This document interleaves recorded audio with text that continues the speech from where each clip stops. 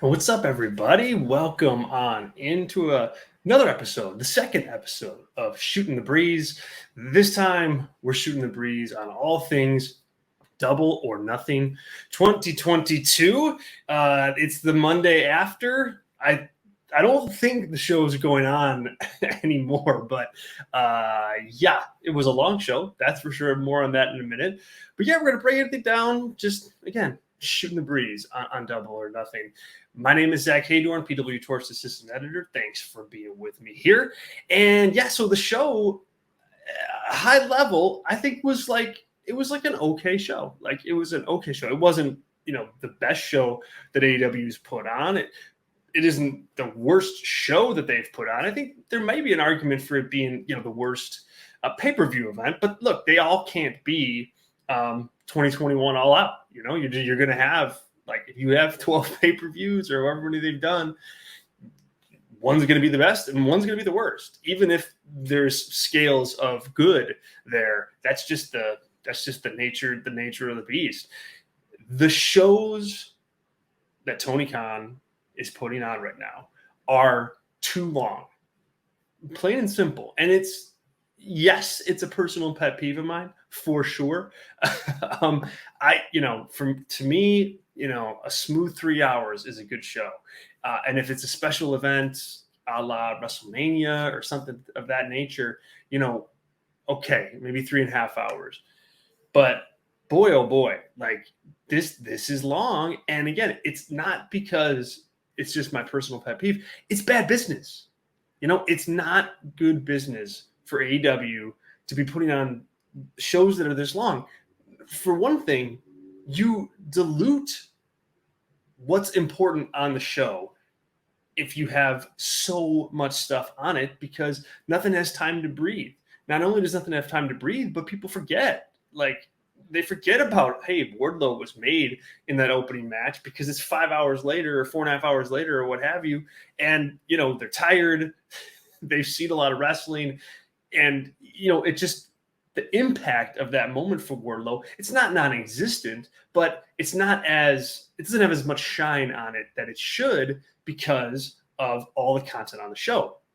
The other reason why it's bad business is plain and simple, the crowds, the audiences. The audiences cannot keep up, with high levels of excitement, high levels of enthusiasm, playing into the drama of different matches when they have 12 matches. They've been sitting in those seats for 6 hours. Like, it's just not possible. And so that naturally creates an environment where there's some matches on the card. You don't even necessarily know which ones they're going to be, but some matches on the show are just going to have not the heat behind them that they deserve.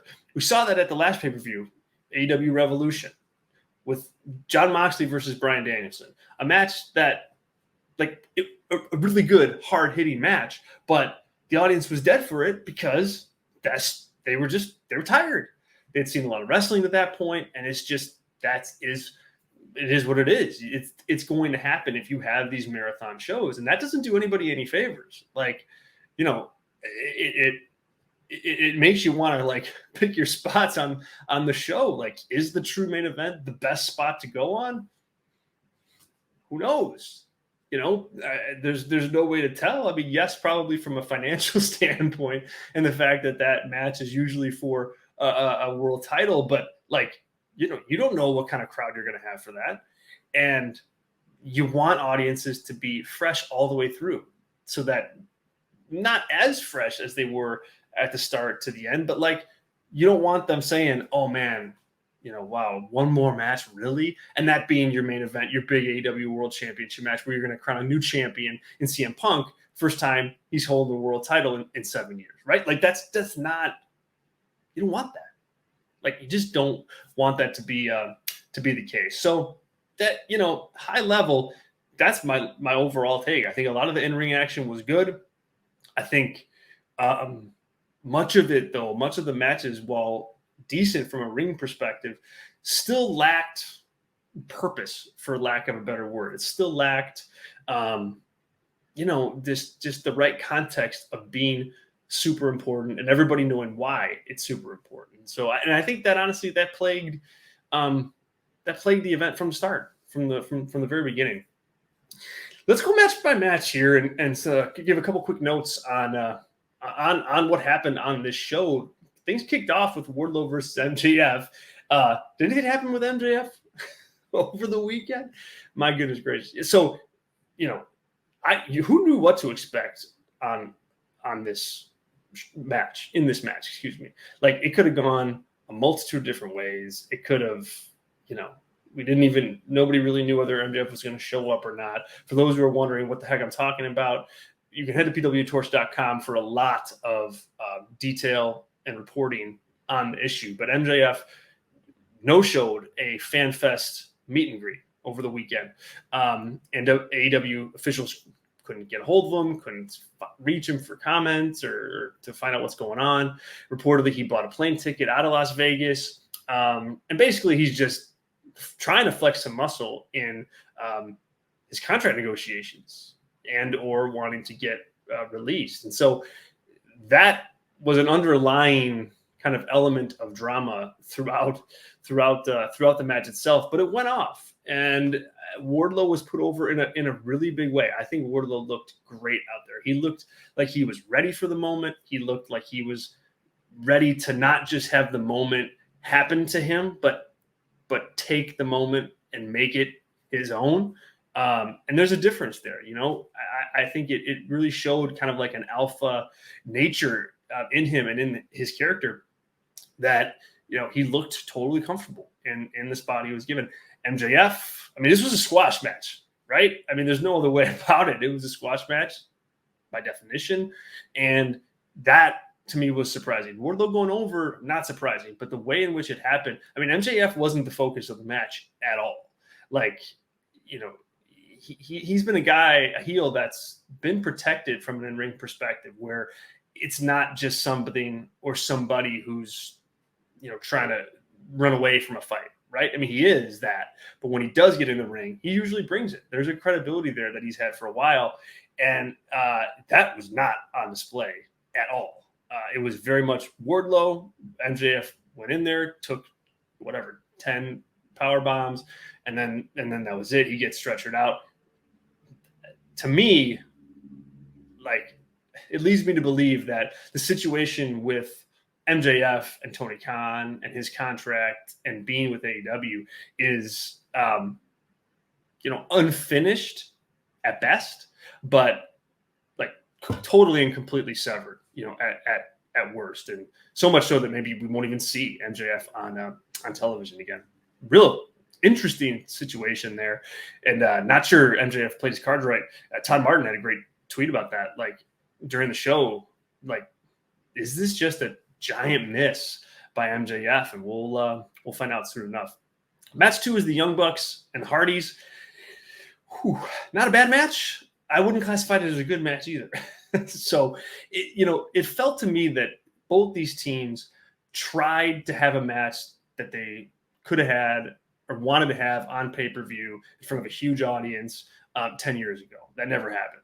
And instead of recognizing, hey, we're kind of 10 years past here, let's do a different kind of match, they tried to do the match that they would have done then, and it just didn't hit. It was good. There were some matches there. There were some moments there and some crisp stuff, some interesting spots. But overall, I just felt that it stagnated a bit, and they just missed the mark. And it's going to be impossible for these two teams to have a bad match. So it wasn't that. But I don't think it lived up to expectations either. The Hardys going over was interesting. If you listen to my On the Canvas VIP audio show for VIP members, pwtorch.com/govip, if you're interested, to hear more from me and a multitude of other really talented wrestling analysts, to me, it was like, hey, the Bucks have to go over here. They probably have something big planned for them at Forbidden Door. So, give them a little momentum. And it didn't go down that way. So it'll be interesting to see what happens. Jade Cargill versus Anna Jay for the TBS Championship. Jade Cargill retains her TBS title. This was not a good match, folks. It It just wasn't.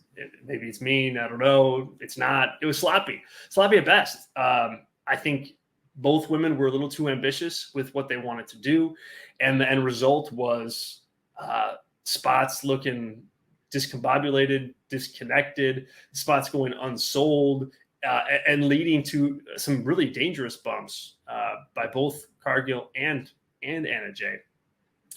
In the end, they got to where they needed to. Stokely Hathaway made his debut. Athena made her debut. That all worked, but the match itself was a tough slog. So, there you have it. TBS Championship still on Jade Cargill, and I think it should be for a while. She continues to evolve and continues to build that star aura. And this match is not going to help her from hey, Jade has gotten much better in the ring. She has, but this match is not an example of that fact.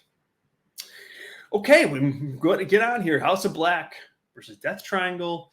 Tons of action, tons of athleticism, but not a lot of selling. So if selling is your thing and psychology is your thing, and it kind of should be for all of us, at least part of us, this won't necessarily be the match for you, because a lot of that just did not exist. Things were fast-paced. It was action-packed, sometimes out of control, but the athleticism, again, is off the charts between the 6 men that were involved in this match. It didn't really have a story, though, and that was my biggest knock against it was, you had the Julia Hart thing at the end, the finish, and okay, that's finally done. But the announce team tried to give credence to the fact that these two teams have been at each other's throats forever, and I suppose they have. They have. It's just that I didn't sense, as they were at each other's throats, that it was like some intense personal grudge, right? And therefore, the match lacked a little meaning for me. Samoa Joe versus Adam Cole in the men's Owen Hart Foundation Tournament final. This one wins the award for most disappointing match of the night. I had really high expectations. Maybe that's my fault. But, both men beat each other up pretty good, and both guys laid in some stiff shots, but things never materialized into a third or fourth gear, and then just when you kind of felt like, okay, things are rolling here, then the finish happened, and that was it. Adam Cole wins the first ever men's Owen Hart Foundation Tournament final. And so it just didn't click. I didn't think Joe and Cole had great chemistry in the ring. Again, albeit some interesting spots, but just nothing overall that like jumped out of the screen when you're saying to yourself, hey, wow, I need to see this again. Like that, I don't know, didn't feel that. And I thought both men could have really worked a tough, snug match with some psychology. But it just didn't get to that level. On the women's side of things, for the Owen Hart Foundation Tournament, Britt Baker defeated Ruby Soho. Similar notes as far as the match goes. You kind of just were waiting for it to get into third gear or fourth gear. But that's not my biggest criticism of this. The booking of it is. Britt Baker, she just doesn't gain anything from this. Yes, she got to stand next to Martha Hart and get the award. Yes, she's Adam Cole's girlfriend, and they're connected, and they're a couple, and everybody knows that. And so, okay, sure, there's elements of the two of them winning that was cute, but she didn't need it. There are lots of women on the AEW roster that could use a bump that this tournament could have been for them. And I think not only would that have elevated one of your women's division stars, but it also would have given the tournament value in terms of it elevating a current star, right? Or elevating a current talent. Like if that's King of the Ring, back when WWE was doing it right. It had the reputation of, you win this, you go on to bigger and better things. And AEW could have cultivated something similar, with this tournament. But you don't do that with Adam Cole winning, and you don't do that with Britt Baker winning either. So maybe they're taking it in a different direction. Maybe they want it stocked with stars like New Japan does with the G1, and it's not meant to be, a developmental thing. But it remains to be seen. We'll have to see what the aftermath is for Baker and Cole. But the Baker decision to have her go on and win at this very moment is a little puzzling. Scorpio Sky and Ethan Page and Paige Van Zant versus Sammy Guevara, Frankie Kazarian, and Ty Conti. I'm not even going to really touch this one with a 10-foot pole. This was not a good match. It was largely, forgettable. Two heel teams are going at it. So is there really a rooting interest here? I'm glad that Sammy Guevara and Ty Conti are leaning in to like their obnoxious heel nature right now and their heel character. That's good. But you can't do that as effectively with another heel team. You just can't. And this fell flat because of that. Darby Allin versus Kyle O'Reilly did not need to be on the show. Period. Didn't need to be on the show. It was really hard hitting. It was really well put together, well wrestled. I thought it was an exciting match from that perspective. Darby Allin had his Darby Allin moments where he, almost breaks his neck. But, and because of that danger, that underlying danger to it, it really had a sense that there were some serious stakes behind it. So I liked the match. It just didn't need to be on the show. AEW Women's World Championship, Serena Deeb versus Thunder Rosa. Loved this match. Up until this point in the show, this match was my match of the night. I thought this was well wrestled. Thought it was crisp. I thought both women went out there and had a wrestling match. They were like, hey, bells and whistles aside, high flying aside, no selling aside. Like we're not gonna pay any attention to that. We're doing this kind of like, the old fashioned way. And a lot of it was in the ring. A lot of it was hold to hold. A lot of it was super crisp and super snug. And so I love that match for that reason. Thunder Rosa going over, no surprise there. But I think Serena Deeb, showed the value that she brings to the women's division in AEW. And Thunder Rosa getting that victory is a notch on her belt and adds to her title reign. Up next, Anarchy in the Arena. Oh my gosh, the Jericho Appreciation Society against Blackpool Combat Club, Eddie Kingston, Santana, and Ortiz. This thing, oh boy, complete and utter pandemonium from the start. And it took me out for a while. Like the beginning of this match, I was like, what is happening right now? This is terrible. That was my initial thought. This is terrible. Music, you got Moxley's music playing still. You got everybody fighting all over the arena. The camera is cutting 95 different directions, Kevin Dunn style. And it got me like a little uncomfortable, and like, I'm like, wait a minute, this is not fun to watch. And by the end of it though, I appreciated the notion that was the point, Anarchy in the Arena. They wanted you to feel that way of like, oh my God, this is overwhelming. This is bad. I don't like this. I don't want this anymore. They wanted that feeling of the audience being a little uncomfortable. And then from there, it just was sheer, again, pandemonium, like madness. You can't even really throw a star rating on it because it's so not a wrestling match more than it is like a stunt fight. But the audience was into it. The talent seemed into it and ready to do what needed to be done to get it over. Eddie Kingston with the spot of the match, walking out bloody face, shirt, holding a gasoline can. Like that was really well done. It was a great spot. It added to kind of like the mystique of the match. This thing was really well done by the time it wrapped up. And even sitting here now, a handful of hours later, like it needed to marinate for me. I needed that time for it to kind of marinate and go, okay, yes, this is where things are going. This is how it was supposed to be put together. And now, after having that time, I think this worked really well. I don't think these two teams are done.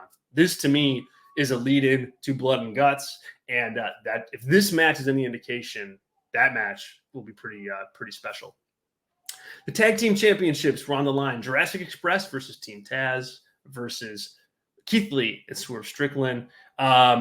This kind of was a good match, like good athleticism, good action, not a ton of psychology, but the action was crisp. And the other thing that stood out was that each guy got a moment. Keith Lee had something big that he did.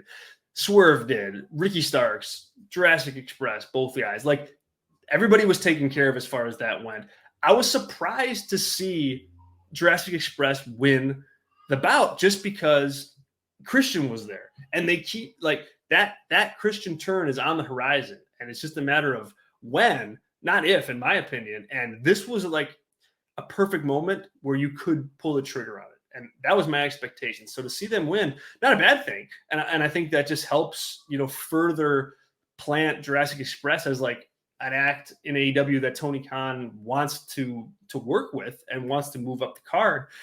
But I thought they were going a different direction. So that was a bit of a surprise. And then last but not least, my goodness, we're here. Adam Page versus CM Punk for the AEW World Championship. This is my match of the night. Really great match. Both guys beat the tar out of one another. 40-plus old CM Punk wore it a little bit more than Adam Page did, but the action was great. I thought it had really smooth connectivity throughout. I thought the psychology was good. They had a story there with Page and him. Hey, am I going to use the title belt on Punk with the referee down, or am I not? That not working out for him, and Punk winning. So I think the psychology was perfect, was well done. And now CM Punk's the AEW World Champion. That's a pretty cool moment. I would have gone about the build differently. You've heard me rant about that on Fireside Chat and a host of other places in the Torch ecosystem. But now that they're there, this match was good. And now Punk is champion, and he's got a whole mess of challengers waiting for him. I mean, think about it. John Moxley, Bryan Danielson, Kenny Omega when he comes back, Jungle Boy, perhaps, Sammy Guevara, perhaps. Like, the list goes on and on and on. There's so many good matches that are out there for him to have. Keith Lee, whatever. There's countless ones. And then on top of that, you have Forbidden Door coming up. And if they could figure out a way to book it, like putting Punk in there against somebody like Okada or Tanahashi or some big New Japan attraction like that, that will get people to buy. That there's business in that for sure. Because the odds of it happening were so slim until a few weeks ago. I mean, I know Punk has made a big thing about wanting to wrestle those guys, but there wasn't an avenue to make that happen. Now there is, and he's champion. You may not get another shot at it if you're Tony Khan, and if you're Gato for that matter on the New Japan side of things. So I think they pull the trigger on that, and Punk holding the belt kind of makes him an act that deserves that potential spot. There you have it. Shooting the Breeze is a blast, isn't it? Just kind of kicking back and chatting Double or Nothing. This didn't take as long as the show itself. Please, Tony Khan, hear me. Hear me if you're shooting the breeze with me. The shorter shows aren't going to hurt anything. They're going to help the product greatly, and help everybody, get some extra sleep on pay-per-view weekends as well. Thank you so much for joining me. What did you think of the show? What was your favorite match of the night? What did you think of it overall? Are you in the same place that I am as far as the shows being too long? Let me know in the comments. Tell a friend about the channel, right? We've got regular content up all throughout the week, new content that you can't get anywhere else. And we just would appreciate the likes, appreciate you hitting subscribe. You can say yes to notifications so that you get pinged when a new piece of content comes up. It all helps us out a lot, and we certainly appreciate it. So thank you. Hope you enjoyed this show. Hope you enjoyed Double or Nothing. I'm PWTorch Assistant Editor Zack Heydorn. We'll catch you guys next time.